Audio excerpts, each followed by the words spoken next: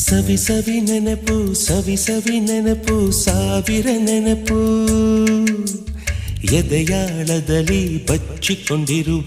ಅಚ್ಚಳಿಯದ ನೂರೊಂದು ನೆನಪು ಏನೋ ಒಂದು ತೊರೆದ ಹಾಗೆ ಯಾವುದೋ ಒಂದು ಪಡೆದ ಹಾಗೆ ಅಮ್ಮನ ಮಡಿಲ ಅಪ್ಪಿದ ಹಾಗೆ ಕಣ್ಣಂಚಲ್ಲಿ ಕಣ್ಣೀರ ನೆನಪು